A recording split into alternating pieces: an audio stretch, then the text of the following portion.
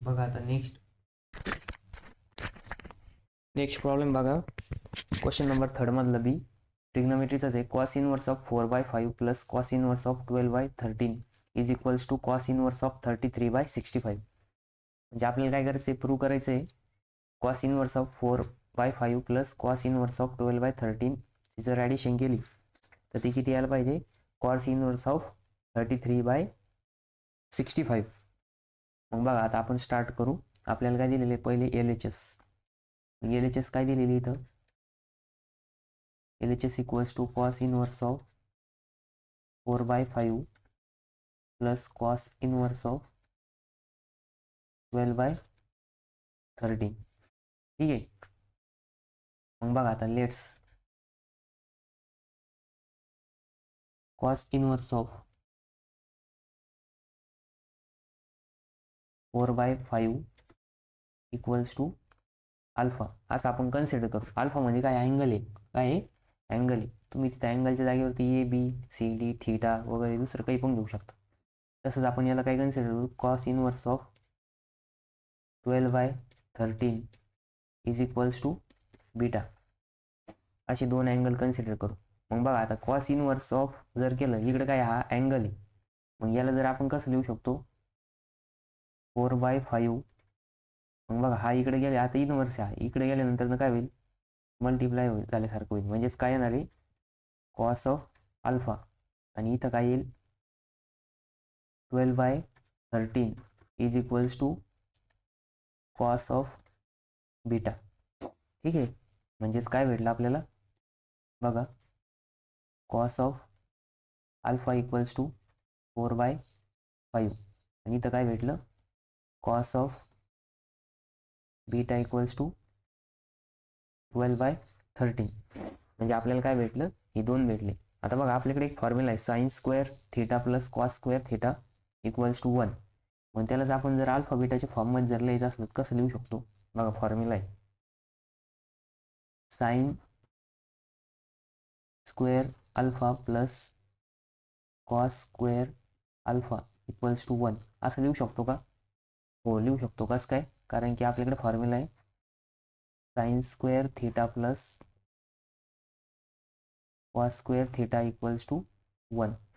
हा काय आपल्याकडं फॉर्म्युला आहे. मग बघा आता काय आहे, इथं आपण काय लिहू शकतो, sine square alpha equals to 1 minus cos square alpha. कारण की हे काय इथं प्लस इकडे गेलं काय होईल, तो मायनस होईल. त्याच्यानंतर ना बघा मग आता आपण जर इथं स्क्वेअर रूट घेतला, म्हणजे साइन स्क्वेअर अल्फा घेतला, साइन स्क्वेअर काढून टाकला अल्फा इक्वल्स टू हे काय येईल, मग अंडर रूटमध्ये येईल. कशामध्ये येईल, under root 1 minus cos square alpha. बरोबर, हे कशामध्ये आलं, अंडर रूटमध्ये आलं. मग बघा आपल्याकडे कॉस अल्फाची व्हॅल्यू काय आहे, 4/5. बरोबर आहे की नाही. मग आपण त्याच्यामध्ये पुट करून बघा बरं, 1 मायनस ब्रॅकेटमध्ये 4/5चा स्क्वेअर. का, कारण की आपल्याकडे काय आहे, कॉस स्क्वेअर अल्फा आणि कॉस अल्फाची व्हॅल्यू 4/5. तर मग कॉस स्क्वेअर अल्फाची व्हॅल्यू काय होईल, 4/5चा स्क्वेअर. मग बघा हे करा, आता सॉल्व करा. अंडर रूटमध्ये 1 मायनस 4चा वर्ग 16 आणि 5चा वर्ग 25. मग याचं काय होईल, बघा आता याचं काय होईल, इथं नेक्स्ट पेजला घेऊ. ठीक आहे, नाही तर इथं कन्फ्युजन व्हायचं परत.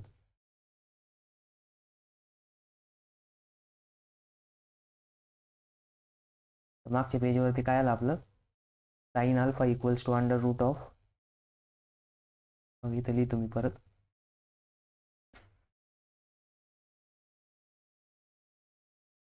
Sine alpha equals to under root of 1 minus 16/25 आलं था ना. ठीक आहे. मग बघा आता इथं क्रॉस मल्टिप्लिकेशन होणार. मग साइन अल्फा इक्वल्स टू, बघा हा 25 मायनस 16 अपॉन 25 आणि अंडर रूट तसाच. बघा 25 मायनस 16 जर केलं किती येतं, 9 येतं अपॉन 25. मग बघा आता हा काय पूर्ण वर्ग आहे, 9 पण आणि 25 पण. आणि त्याला स्क्वेअर रूटमधून बाहेर आणू शकतो का आपण? आणू शकतो. मग याला किती लिहू शकतो आपण? 3/5. मग हे काय आलं आपलं? Sine alpha. ठीक आहे. साईन अल्फा किती आला? 3/5 आला. ठीक आहे. याला ब्रॅकेट करून ठेवा, नंतर आपल्याला काम येणार. ठीक आहे.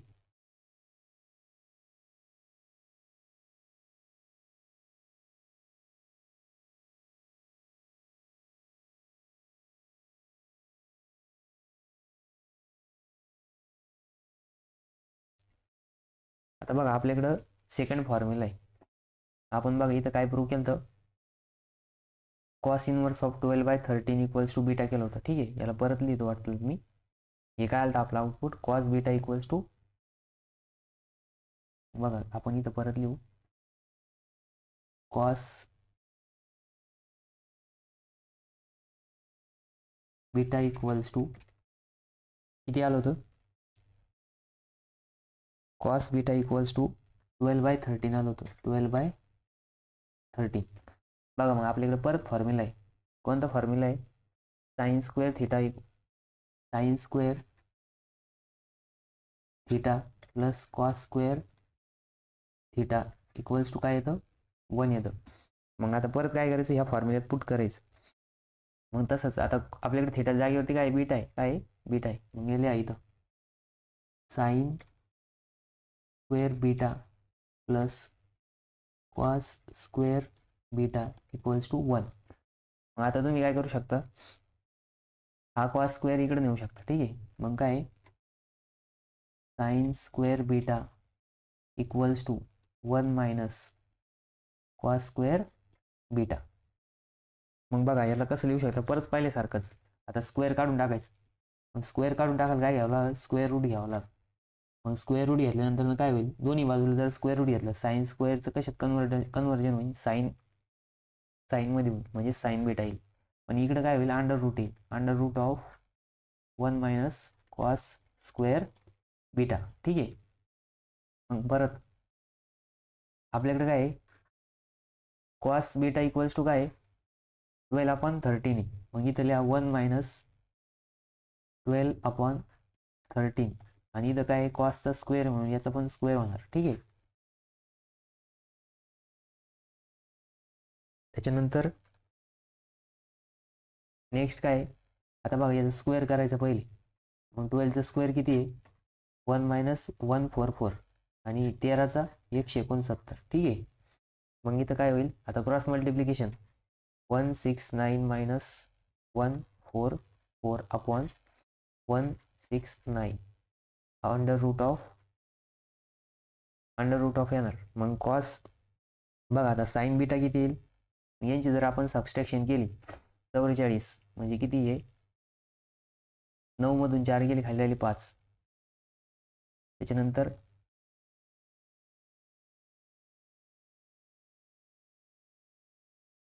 ना बघा 6 मधून 4 गेले, खाली आले 2 आणि 1 मधून 1 गेला 0 म्हणजे 25 अपॉन 169 ना हा अंडर रूट तसंच. मग आता बघा परत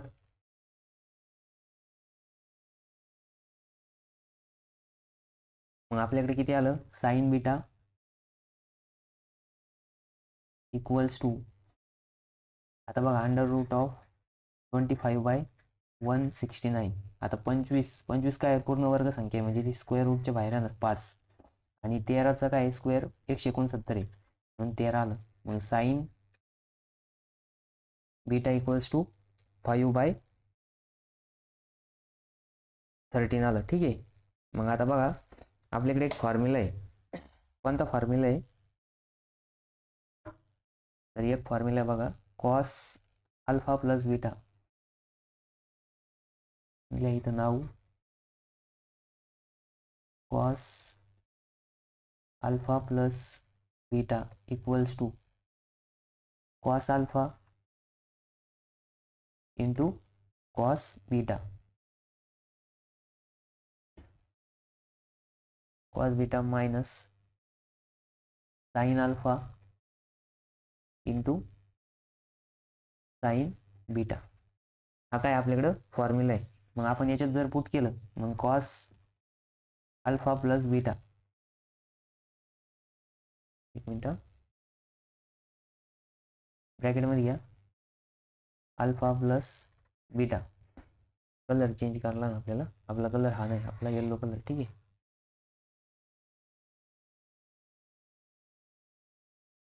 ही लाईन पण येलो झाली का, तिचं कलर चेंज करू व्हाईट.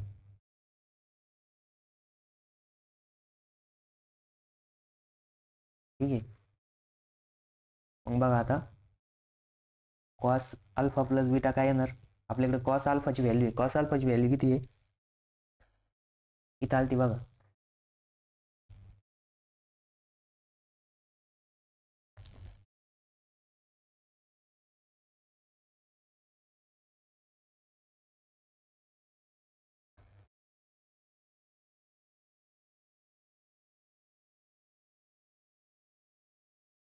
कॉस अल्फाची व्हॅल्यू किती आहे आपल्याकडं बघा, आपल्याकडे कॉस अल्फाची व्हॅल्यू आहे 4/5.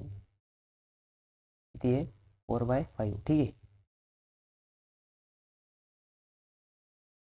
आपल्याकडे कॉस अल्फाची व्हॅल्यू आहे 4/5 आणि कॉस बीटाची व्हॅल्यू आहे 12/13. ठीक आहे, मग बघा आता इथं नेक्स्ट पेजवरती लिहायचं. मग कॉस अल्फा 4/5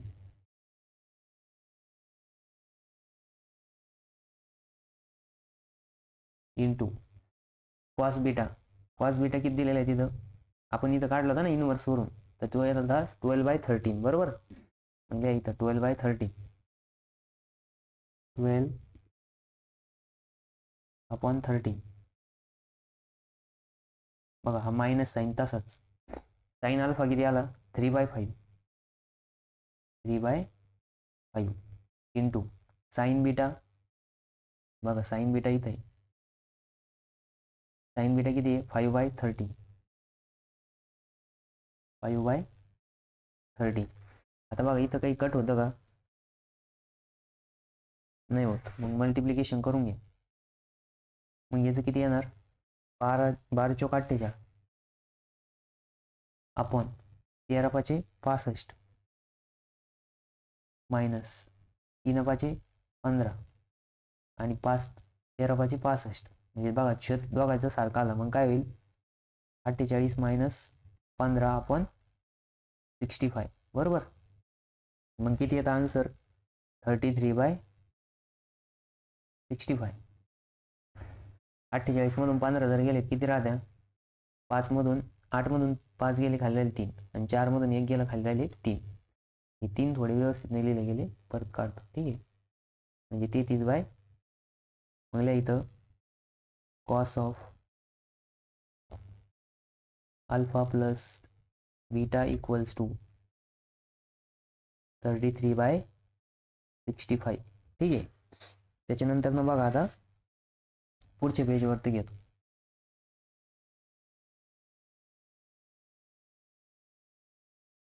काय आलं आपलं cos of alpha plus beta equals to 33/65. मग आता काय करू शकतो, याला इनवर्स करू शकतो का नाही. मग आता हा जर अल्फा बीटा इकडेच राहिला, cos alpha plus beta equals to cos inverse of 33/65.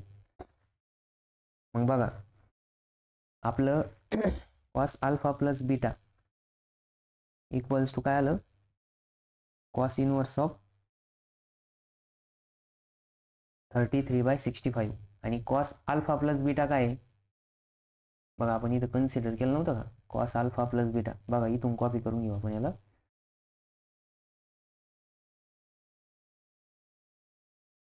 Ctrl+C. बघा इथं काय तर पी करतो. मग कॉसच्या अल्फाच्या जागेवरती अल्फाची व्हॅल्यू टाका, म्हणून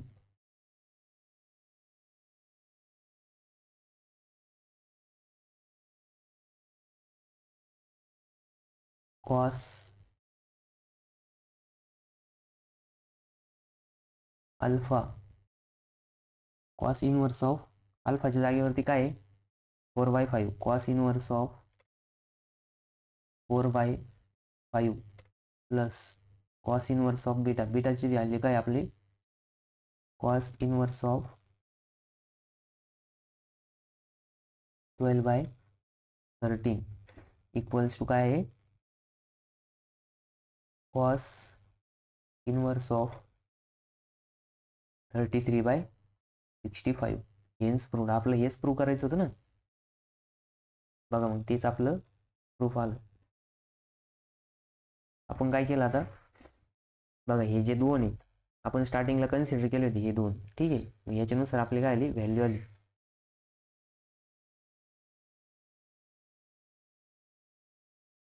आपण स्टार्टिंगला काय केलं होतं कन्सिडर केलं होतं. बघा पहिल्यापासून एकदा परत सांगतो.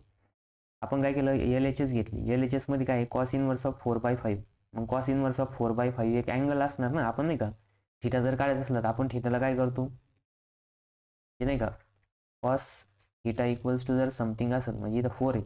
मग आपल्याला जर थिटा काढायचं आहे आपण करतो कॉस इनवर्स ऑफ 4 करतो, आपल्याला थिटाची व्हॅल्यू भेटते. तसंच आपण इथं अल्फा कन्सिडर केला. काय केलंय अल्फा कन्सिडर केला. बघा इथं काय केलं अल्फा कन्सिडर केला. मग कॉस इनवर्स ऑफ 4/5 अल्फा आहे आणि कॉस इनवर्स ऑफ 12/13 काय आहे बीटा आहे.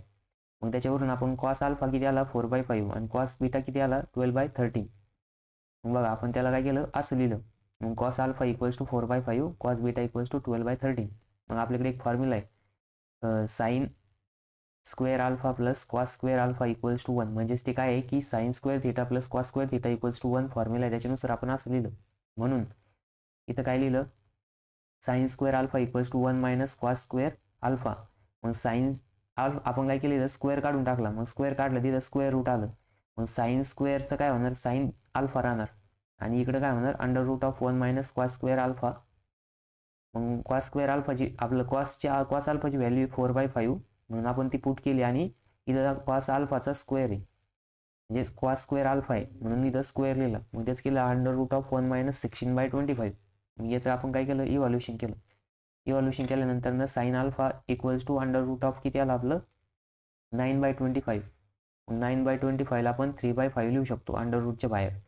मग आपल्याला साइन अल्फा भेटला. मग तसंच कॉस बीटा इक्वल्स टू 12/13. मग परत तोच formula cos square theta plus sine square theta plus cos square theta equals to 1 sine square beta plus cos square beta equals to 1. मग परत साइन स्क्वेअर एक बाजूला घेतला इकडे 1 मायनस झाला कॉस स्क्वेअर बीटा. मग अंडर रूट करून आपण परत साइन बीटाची व्हॅल्यू काढली 5/13. मग आपल्याकडे एक फॉर्म्युला आहे cos alpha plus cos beta equals to cos alpha into cos beta minus sine alpha into sine beta.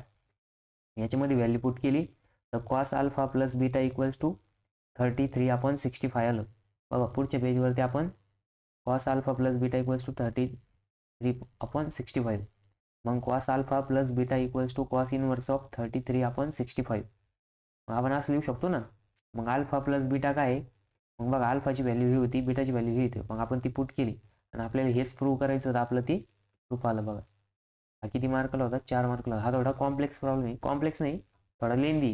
याच्यात किती फॉर्म्युले आहे एकच फॉर्म्युला आहे आणि हा एक आहे. याच्यावरून काय करायचं इव्हॅल्युएशन करायचं म्हणजे 2 फॉर्म्युल्यावर हा प्रॉब्लेम सॉल्व्ह होणार होता. ज्यांनी असं केलं असेल त्यांना पूर्ण 4 मार्क भेटले असेल. ठीक आहे. तर आपण आता नेक्स्ट प्रॉब्लेम बघू.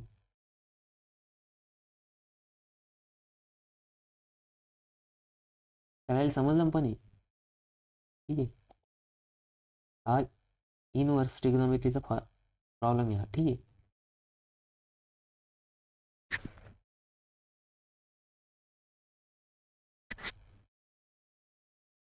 ज्यांना हे व्हिडिओचं नाही का म्हणजे ज्यांना याचं PDF पाहिजे असेल सोल्युशनची त्यांनी मला व्हॉट्सअप करा किंवा आपल्या टेलिग्राम ग्रुपला जॉईन व्हा. टेलिग्राम ग्रुपची जी लिंक आहे ती डिस्क्रिप्शनमध्ये दिलेली आहे. ठीक आहे. तर आता आपण नेक्स्ट प्रॉब्लेम बघणार आहे. तर नेक्स्ट प्रॉब्लेम बघा find the equation of line passing through the point 3,4 and perpendicular to line 2x - 4y + 5 = 0. म्हणजे आपल्याला काय आहे की एक लाईनचं इक्वेशन दिलेलं आहे आणि एक पॉईंट दिलेलं आहे आणि त्याला परपेंडिक्युलर लाईनचं इक्वेशन फाइंड आउट करायचं आहे. ठीक आहे. तर मग आपण बघा आता सोल्युशन बघणार आहे.